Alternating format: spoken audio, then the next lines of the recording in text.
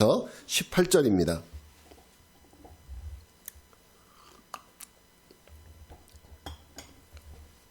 사도행전 14장 11절부터 18절 우리 같이 한 목소리로 읽겠습니다.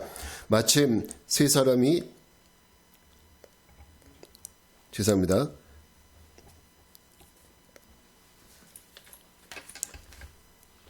네, 죄송해요. 제가 다시 같이 읽겠습니다. 14장 11절부터 18절 같이 읽습니다. 시작. 무리가 바울이 한 일을 보고 루가오니아 방언으로 소리질러 이르되 신들이 사람의 형상으로 우리 가운데 내려오셨다 하여 바나바는 제우스라 하고 바울은 그 중에 말하는 자이므로 헤르메스라 하더라.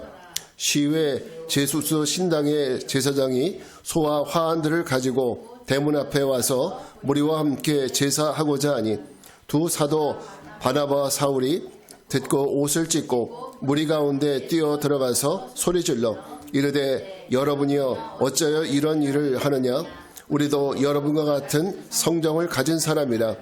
여러분에게 복음을 전하는 것은 이런 헛된 일을 버리고 천지와 바다와 그 가운데 만물을 지으시고 살아계신 하나님께로 돌아오게 함이라.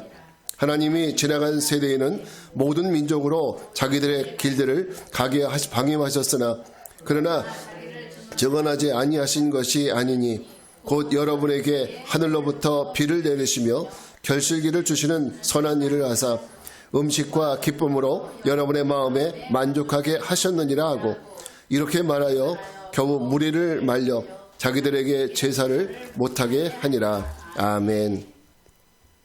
자, 오늘은 하나님 백성됨의 증거라는 제목으로 말씀을 전합니다. 자, 여러분, 하나님이 우리에게 여러 가지 은혜를 주셨죠. 우리 모두 은혜 받은 사람입니다. 자, 여러 가지 은혜를 주셨는데 여러분 생각에 가장 큰 은혜가 뭐라고 생각하십니까? 하나님이 내게 주신 가장 큰 은혜. 오늘 이나인 집사님 기도하시는 걸 들으면서 어떤 생각을 했냐면 하나님이 오늘 참 우리에게 귀한 일을 행하시겠구나 이런 생각이 드는 게 오늘 사실 제가 하려는 얘기와 이나인 집사님 기도하시는 내용이 너무나 똑같아요. 그래서 우리 집사님이 제 설교 원고를 미리 보고 가신 것도 아니고 어떻게 이렇게 하셨을까? 아마 하나님의 은혜가 있을 줄 믿습니다. 자, 저는 오늘 묵상하다가 하나님이 제게 주신 가장 큰 은혜, 그게 뭐냐면 나에게 하나님을 알게 하신 거예요. 하나님을 알게 하신 거. 저는 그렇게 생각합니다. 세상 모든 사람들이 하나님을 아는 건 아니에요. 이렇게 많은 세계 80억 인구 중에서 나는 하나님을 알게 하신 거. 이 은혜야말로 얼마나 감사한 일인지 몰라요. 제가 늘 말씀드리지만 저는 20대 초반에 하나님을 믿었어요. 20대 초반에. 그 전에는 제가 하나님 몰랐잖아요. 하나님 모르니까 하나님 믿는 사람들 보면 저 사람들 정신병지 같다. 이런 생각을 했어요. 어떻게 저렇게 교회 가서 광신도처럼 정신병자들처럼 저렇게 노래하고 예배하고 저러고 올까? 그렇게 미친 사람들 취급을 했습니다. 그랬더니 제가 하나님이 저를 하나님을 알게 하셨어요. 그리고 나서 지금 목사가 됐잖아요. 이게 얼마나 참 재밌는 일입니까? 하나님이 이렇게 역전시켜 주셨어요. 믿는 사람들을 조롱했던 사람을 이렇게 하나님 믿는 목사로 세우셨습니다. 네. 이것이 저는 최고의 은혜라고 생각해요. 그래, 여러분도 지금 하나님을 믿고 있지만 사실 믿는다는 것이 쉽지는 않아요. 우리도 예수님 믿는 것이 쉽지는 않았잖아요. 처음부터 누가 예수 믿으라고 했을 때 덜컹 오케이 이렇게 하는 것이 아니라 우리도 시간을 미루고 나중에 난 별로 관심 없어 이러다가 지금 주님을 믿게 되었습니다. 여러분, 교회 다니는 것은요 전도를 많이 받는다고 해서 교회를 빨리 나올 수 있는 것도 아니에요. 또 교회에 한두 번 갔었다고 해서 하나님을 믿게 되지도 않습니다. 저는 군대에 있을 때 교회도 많이 갔어요. 왜 갔는지 아세요? 초코파이 주니까 갔어요. 그런데도 교회를 안 다니게 되더라고요. 그러면서도. 그랬던 우리가 하나님을 믿고 구원과 천국을 소망하게 된 것은 이거는 하나님의 은혜입니다. 우리가 이렇게 하나님을 믿게 하셔서 우리가 이렇게 하나님을 믿게 하기 위해서 하나님이 우리에게 주신 놀라운 선물이 있어요. 그 선물이 뭐냐면 우리의 영적 무지를 열어주신 거예요. 우리가 하나님을 몰랐다는 것은 우리 안에 영적 무지를 가득 차 있었기 때문에 하나님을 이해하지도 못하고 알지도 못하고 믿을 수도 없었어요. 그런데 하나님이 우리 영적 무지를 열어주셔서 하나님을 알게 하셨다는 거죠. 우리는 과거에 하나님을 몰라서 우상을 섬기기도 했습니다. 그리고 영적 방탕함에 빠져서 절에 가기도 하고 점치러 다니기도 하고 무당에게 찾아가서 빌기도 했습니다. 여러분 과거에 안 그러셨습니까? 저는 하나님 믿기 전에 저희 어머니가 제가 어렸을 때는 절에 다녔어요. 그래서 절에도 가보고요. 점을 치는 데도 가보고 다 가봤어요. 우리는 영적으로 무지했기 때문에. 그러나 하나님이 우리 영적 무지함을 열어주셔서 저희 어머니는 지금 참고로 권사님이세요. 예수를 믿습니다. 네. 이렇게 하나님이 우리 영적 무지를 열어주셔서 이렇게 하나님 믿을 수 있도록 만들어주신 거죠. 하나님이 계시는구나. 부처도 아니고 또 그 어떤 것도 아니고 하나님이 계시는구나. 하나님이 이 세상을 창조하셨구나. 하나님이 우리 인생들을 만드셨고 또 시간을 다스리시는 분이 하나님이시고 결국은 이 세상을 심판하실 분도 하나님이시구나. 이것을 우리가 깨닫게 하셨어요. 그래서 우리는 하나님을 믿는 겁니다. 만약에 하나님을 알지 못했다면 우리 어떻게 됐을까요? 여러분 우리 어떤 사람처럼 됐을까요? 하나님 몰랐다면 오늘 본문에 나오는 루스드라 사람들처럼 되는 거예요. 오늘 여러분 읽었었던 그 사람들처럼 되는 겁니다. 오늘 말씀을 통해서 하나님을 알지 못하는 사람들이 얼마나 무지하고 어리석은 행동을 하며 사는지 한번 보세요. 나도 그랬을까? 한번 이런 생각을 해보시기 바랍니다. 오늘 본문은 바울 일행이 비시디의 안디오것이라서 루스드라라고 하는 그 지역에 들어갔을 때에 있었던 일입니다. 그때 그곳에서 발을 쓰지 못하는 한 사람을 발견했어요. 발을 쓰지 못하는 사람. 근데 사도 바울이 그 사람에게 말씀을 전했는데 열심히 듣더라는 거죠. 사람들에게 말씀을 전했는데 이 사람이 열심히 듣더라는 거예요. 그런데 거기서 바울이 무슨 말을 했겠어요? 예수를 믿으라고 전했겠죠. 그죠? 예수는 하나님의 아들이라고 전했겠죠. 근데 그 말을 듣고 그 사람 안에 뭐가 생겼느냐? 바울이 볼 때는 저 사람 안에 구원 얻을 만한 믿음이 있네. 구원 얻을 만한 믿음이 그 사람 안에 있는 것을 바울이 보게 된 겁니다. 그래서 바울이 그 사람을 향해서 뭐라고 외치느냐? 네 발로 일어서라 라고 외치니까 그 사람이 일어나는 기적이 벌어진 겁니다. 얼마나 해피합니까? 여기까지는 좋았어요. 근데 문제는 그 다음에 나타나요. 그 다음부터 문제가 발생하는데 이렇게 일어난 일을 보고 사람들이 난리가 난 겁니다. 바울 일행은 아마 이런 일이 일어날 거라고는 새까맣게 몰랐을 겁니다.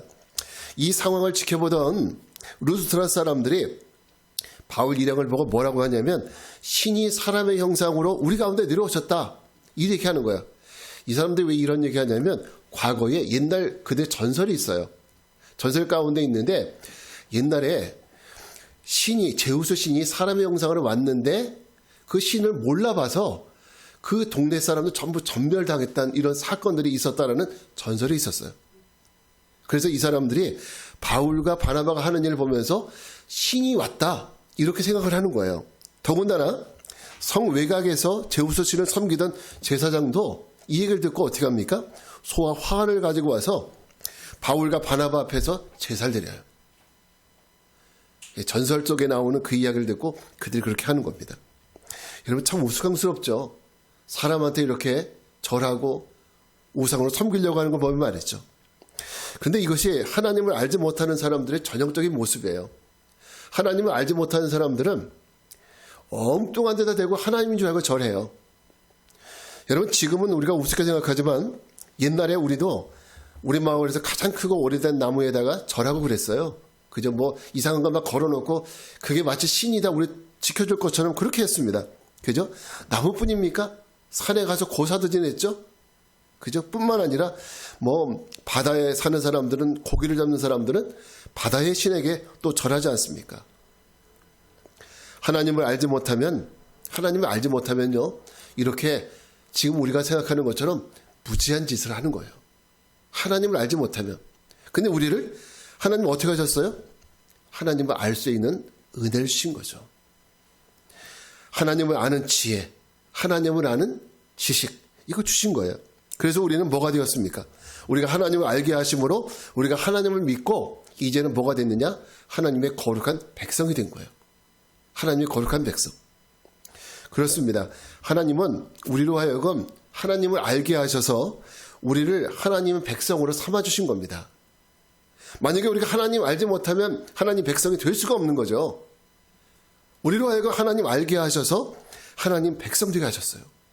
여러분 옆 사람에게 인사해 봅시다. 우리는 하나님의 거룩한 백성입니다. 우리는 하나님의 거룩한 백성입니다. 네, 그렇죠. 그러면 축복합니다. 우리 모두 하나님의 거룩한 백성이 되었어요. 네, 우리는 세상 사람들, 우리는 하나님의 백성이 되어서 하나님의 은혜 속에 살아가는 사람들입니다. 그러니 우리가 하나님 백성 된 것이 얼마나 감사해요. 그죠? 하나님 백성 된 것이. 그렇다면 하나님이 우리에게 하나님을 알게 하셔서 하나님의 거룩한 백성이 되게 하셨는데, 그럼 우리는 하나님 백성으로서 살아가야 될 거 아니에요. 하나님 백성으로서. 그럼 어떻게 살아가야 되느냐? 첫째는 나의 연약함을 날마다 인정해야 돼요. 나의 연약함을. 우리 한번 15절 말씀을 같이 한번 읽어보겠습니다. 시작. 이르되 여러분이여 어찌하여 이런 일을 하느냐? 우리도 여러분과 같은 성정을 가진 사람이라. 여러분에게 복음을 전하는 것은 이런 헛된 일을 버리고 천지와 바다와 그 가운데 만물을 지으시고 살아계신 하나님께로 돌아오게 합니다. 아멘. 바울과 바나바는 자기들 신이라고 생각하고 와서 절을 하려고 하는 그 무리들에게 뭐라고 하느냐? 야, 우리도 너희들과 똑같은 성정을 가진 사람이다. 이렇게 얘기를 해요. 너희들과 똑같은 사람이다. 이 말에는 여러 가지 뜻이 내포되어 있습니다. 우리도 너희들과 다를 바가 없는 똑같은 연약한 하나의 인간일 뿐이라는 거죠. 너희들과 똑같은, 우리 특별한 존재가 아니야. 특별한 사람이 아니라 너희들과 똑같다는 거죠. 너희들처럼 배고프면 밥 먹고 또 허물이 있고 그리고 또 부족하다는 거죠. 때로는 아프기도 하고 때로는 배가 고파서 밥을 먹기도 하고 죄를 짓기도 하고 똑같은 인간이라는 것, 똑같은 존재라는 것을 얘기합니다. 결국 바울은 어떻게 얘기하는 거예요? 자기를 신처럼 보는 존재에 대해서 나는 신이 아니다라고 얘기하는 거죠. 여러분, 사단이 어떤 존재인지 아세요? 왜 사단이 되었는지 아십니까? 우리 사단 났다 그러는데 사단이 왜 사단이 되었느냐? 이사야서 14장 12절부터 13절 말씀을 한번 같이 볼게요. 시작. 너 아침의 아들 계명성이여 어찌 그리 하늘에서 떨어졌으며 너 열국을 엎은 자여 어찌 그리 땅에 찍혔는고 네가 내 마음에 이르기를 내가 하늘에 올라 하늘의 뭇별 위에 내 자리를 높이리라. 내가 북극 지폐의 산 위에 앉으리라. 아멘. 이것이 성경에서 우리에게 알려주고 있는 사단의 기원이에요. 사단이 왜 생겼는지. 사단은 어떤 존재냐면 원래는 하나님의 천사장이었어요. 하나님의 천사였어요. 근데 이 사단은 스스로 자신을 높이려고 하는 교만한 존재예요. 자, 원래는 하나님을 섬기는 천사장 중 하나였는데 교만해져서 하나님과 같은 자리에 있고 싶어졌어요. 그래서 여기 말씀처럼 내가 하늘에 올라 하나님의 뭇별 위에 내 자리를 펴리라. 하나님과 동등되게 하나님과 같은 자리에 있고 싶어 했죠. 결국 그 죄로 말미암아서 교만으로 말미암아서 하나님으로부터 벌을 받고 세상에 내쫓기어서 그는 사람들을 미혹하는 사단이 된 거예요. 그렇습니다. 사단은요, 그 특징이 교만해서 자신이 마치 신인 것처럼 자기가 하나님인 것처럼 착각했어요. 교만한 거죠.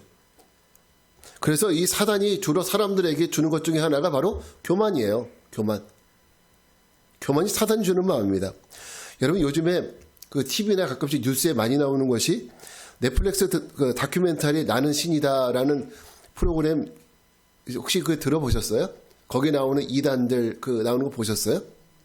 거기 보면 JMS의 정명석 그리고 오대양 사건 때 구원파 유병원, 아가동산의 뭐 김기순, 뭐 만민교회 이재록 이런 사람들이 이름이 나와요. 대표적인 우리나라의 이단들이에요. 근데 이 사람들의 특징이 뭔지 아세요? 내가 신이라는 거예요. 내가 신이다고. 자신이 재림 예수이고 내가 메시아라고 주장해요. 근데 사람들이 그걸 믿더라는 거죠. 그러니까 여러분 이렇게 우리가 하나님을 아는 지식이 없으면, 지혜가 없으면 이렇게 되는 거예요. 그래서 그들이 자기들의 말을 잘 들으면 너희들에게도 구원이 주어진다. 내가 너에게 구원을 줄 수 있다. 이렇게 얘기하는 거예요. 그러니까 하늘에서 쫓겨난 사단이 하는 그 행동이랑 똑같다는 거죠. 자기가 하나님처럼 되려고 하는, 자신을 하나님처럼 높이는 건 말입니다. 오늘 바울은 보면 뭐라고 얘기해요? 나는 너희와 똑같은 사람이야. 나는 신이 아니야. 너희랑 똑같은 연약한 존재야. 이렇게 얘기하거든요. 이게 올바른 사람이거든요. 여러분, 세례 요한이 얼마나 훌륭한 사람입니까? 사람들이 세례 요한에게 왔을 때 세례 요한이 메시아인 줄 알았어요. 그리스도인 줄 알았어요. 근데 세례 요한이 뭐라고 그래요? 나는 그리스도가 아니라고 그러죠. 나는 그의 신들매도 감당할 수 없는 연약한 사람들이다. 나는 신이 아니라고 얘기하잖아요. 근데 이 사람들은, 오늘 조금 전에 말씀드렸던 이 사람들은 자기가 신이라고 말해요. 이것이 사단에 의해서 조종당하고 있는 이런 사람들의 모습입니다. 그렇습니다. 하나님 백성은 늘 자신의 연약함과 무능함을 인정할 수 있어야 돼요. 하나님, 나 연약해요. 나 부족해요. 하나님, 나 혼자 이 일 못해요. 내가 감당할 수 없는 일입니다. 도와주세요. 이것을 인정하는 사람들이 하나님 백성이에요. 그래서 우리가 하나님 백성 된 것이 그래서 기쁨과 감사가 느껴지지 않나요? 여러분 안에 내가 하나님 백성 되었다는 것에 대한 기쁨과 감사가 있습니까? 이런 감사와 기쁨이 여러분에게 늘 넘치시기를 주님의 이름으로 축원합니다. 두 번째, 우리가 하나님 백성으로 산다는 것은 우리의 죄를 단호하게 끌어버려야 합니다. 우리의 죄를. 다시 한번 15절 말씀을 같이 한번 읽어볼게요. 시작. 이르되 여러분이여 어찌하여 이런 일을 하느냐. 우리도 여러분과 같은 성정을 가진 사람이라. 여러분에게 복음을 전하는 것은 이런 헛된 일을 버리고 천지와 바다와 그 가운데 만물을 지으시고 살아계신 하나님께로 돌아오게 합니다. 자, 바울의 말을 다시 한번 이 말씀을 곱씹어 보면 우리는 여러분과 같은 똑같은 성정의 사람이다. 우리도 죄인이다. 근데 나도 너희와 똑같은 사람인데 그럼에도 불구하고 내가 너희에게 예수를 전해주고 복음을 말하는 이유는, 그 이유가 뭐냐? 과거에 나도 똑같았다는 거죠. 근데 너희도 나처럼 이런 헛된 일을 버리고 천지를 지으신 살아계신 하나님께로 돌아오기를 원해서 복음을 전한다는 거죠. 다시 한번 이 말씀 보면은 여러분에게 복음을 전하는 것은 이런 헛된 일을 버리고 끊어버리라는 거죠. 이게 하나님 백성 되는 거예요. 이제 과거의 헛된 일을 버리라는 거예요. 사실 여러분, 육신을 입고 살아가는 우리들, 여러분 죄 때문에 얼마나 많이 고민 많이 하세요. 내가 또 죄 지었네. 나는 죄인이야. 이러다 나 지옥 가는 거 아니야? 이런 생각들 다 해보고 살죠. 예수 믿으면서도. 그죠? 육신을 입고 살아가는 인간이요. 죄에 덮여있는 우리 인간이 주님으로부터 우리가 의롭다 칭함 받았지만 우리가 죄를 완전히 끊어버린다는 것은 쉽지 않습니다. 쉽지 않은 것이 아니라 할 수가 없는 일이에요. 우리는 할 수가 없어요. 안 되는 일입니다. 왜? 우리는 오늘 죄를 끊어도 또 죄의 유혹에 또 노출되거든요. 또 죄를 짓거든요. 이런 생활이 반복이 돼요. 끊임없이 죄의 미혹을 받고 넘어가기도 하고 실족하고, 이게 우리의 삶이에요. 과거에요, 여러분 종교개혁자 마틴 루터 많이 들어보셨죠? 마틴 루터가 수도 생활할 때 마틴 루터의 죄와 끊임없이 싸움을 했어요. 죄 때문에 마귀와 싸움하고 죄와 싸움했습니다. 마음에 죄가 떠오를 때마다 자기 육신을 막 자해를 하는 거예요. 채찍으로 자기 몸을 치면서 내가 죄를 지었다 하면서 스스로를 제어시키려고 했어요. 왜? 채찍으로 때리면 내가 죄 짓지 않을 줄 알고 그렇게 한 거예요. 근데 결국 끊어버릴 수 있었느냐? 아니에요. 여전히 마음속에는 죄의 유혹이 있고 시험이 있고 죄를 짓게 되는 거예요. 그 광경을 보면서 딱하게 여긴 그 수도원장이, 그 수도원의 수도원장이 루터에게, 자, 로마서 말씀을 한번, 형제님, 로마서 말씀을 한번 읽어보십시오. 묵상해 보십시오. 권유해요. 로마서 말씀을 쭉 읽다가 이 루터의 마음속에 쑥 들어온 말씀이 있었어요. 루터를 변화시킨 말씀. 한번 같이 볼까요? 로마서 1장 17절입니다. 같이 한번 읽어볼게요. 시작. 복음에는 하나님의 의가 나타나서 믿음으로 믿음에 이르게 하나니 기록된 바 오직 의인은 믿음으로 말미암아 살리라 함과 같으니라. 여러분 이 말씀 처음 들어보지 않으시죠? 많이 들어보셨죠? 마틴 루터는요 이 말씀을 대하는 순간 우리의 죄는 우리의 죄라는 것은 내가 끊어버릴 수 있는 것이 아니구나 깨달았어요. 우리가 죄를 끊어버릴 수 있는 것이 아니라 우리가 예수를 믿게 될 때 그리스도께서 우리를 의에 이르게 하시는 거다. 이걸 알게 된 거예요. 그러니까 내가 죄를 끊어버려서 내가 의에 이르게 되는 것이 아니라는 거예요. 어떻게 할 때?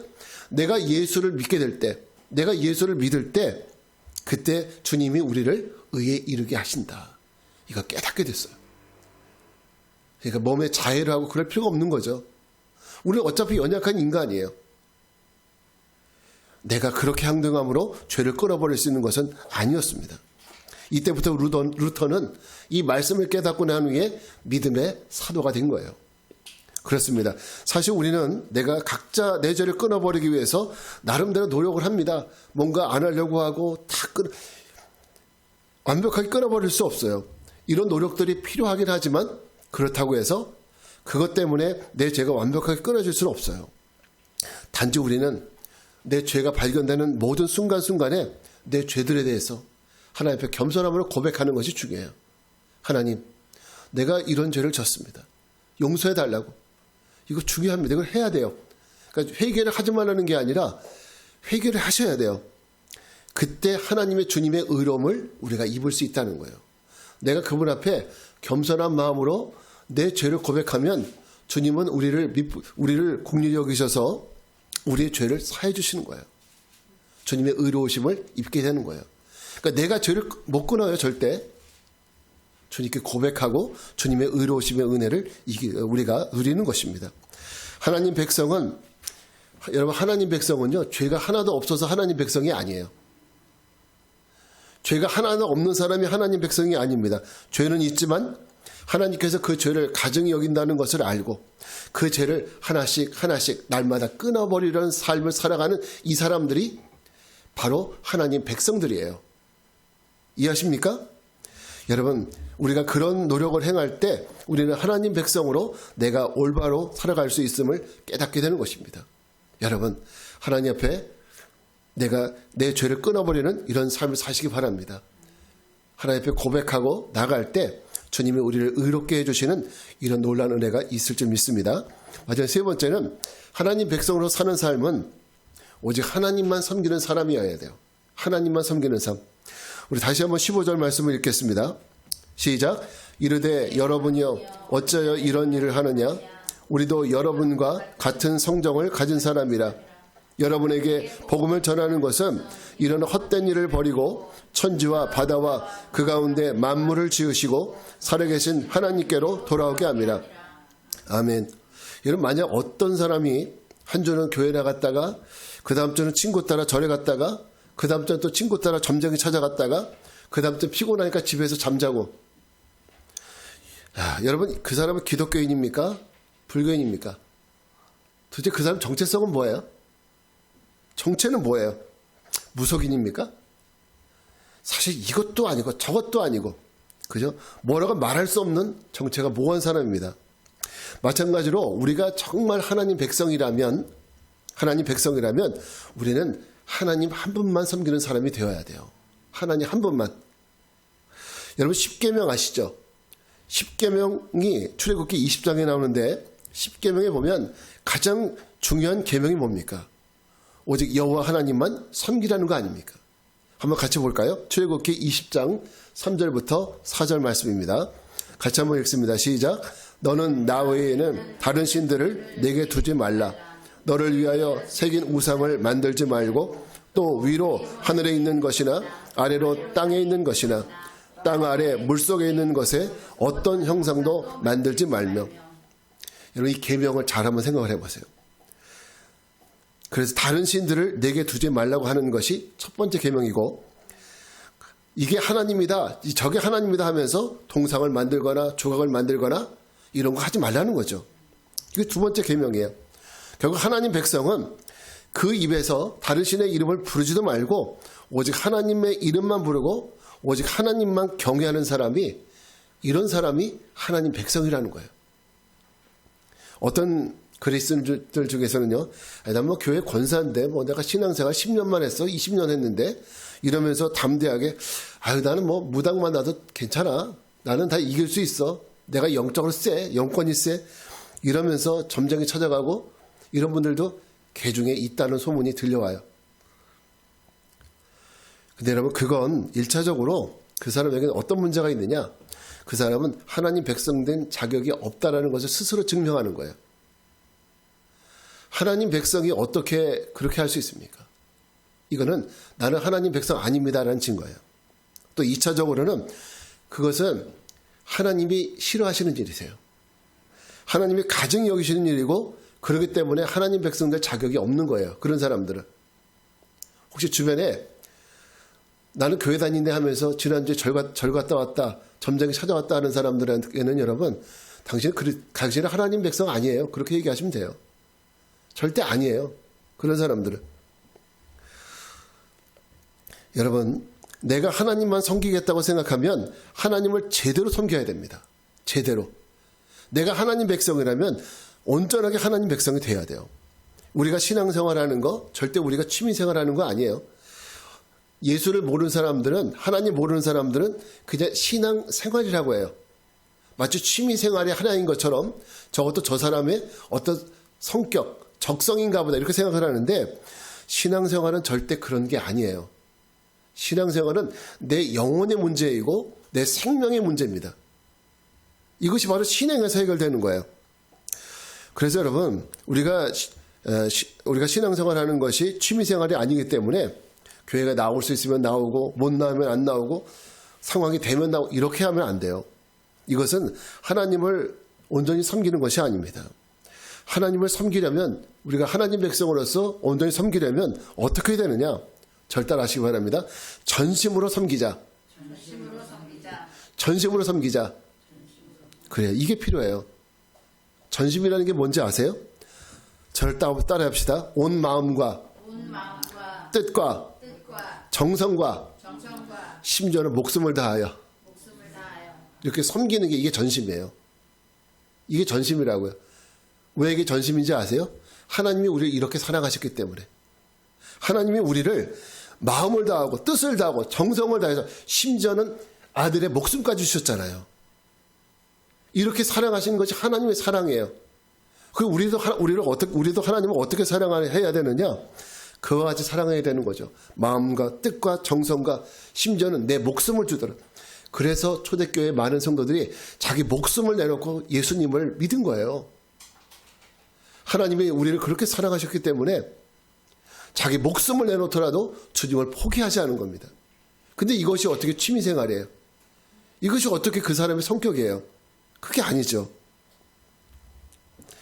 여러분, 하나님은 그렇게 섬김을 받을 만한 자격이 충분하신 분이십니다. 또 하나님은 우리 인생들로부터 그런 영광을 받으시기 위해서 바로 우리를 만드시고 우리를 창조하셨음을 믿으시기 바랍니다.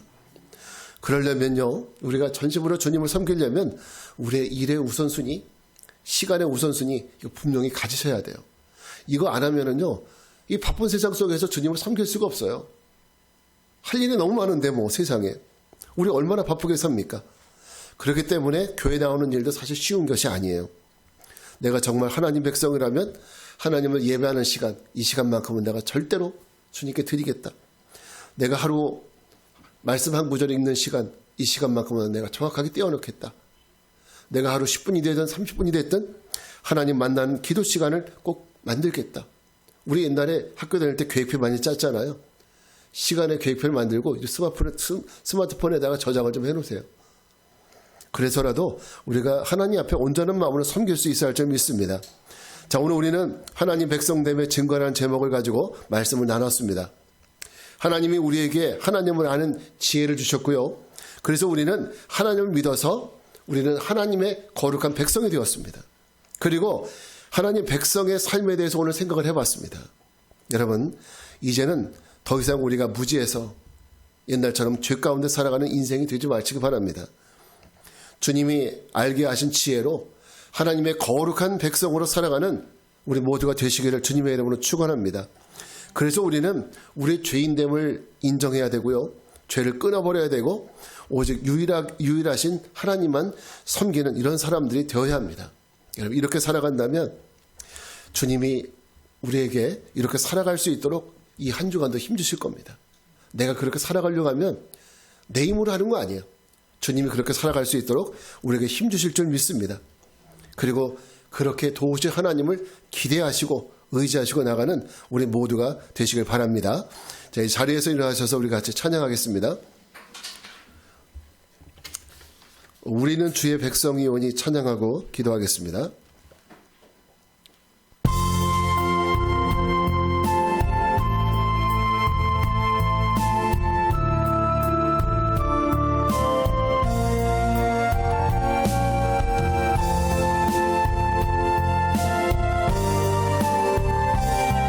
우리는 주의 백성이오니 우리는 주의 백성이오니 주의 그 큰 이름 선포합니다. 이곳 어두운 세상에 빛으로 부르셨네. 주의 얼굴 구할 때 역사하소서. 교회를 세우시고 교회를 세우시고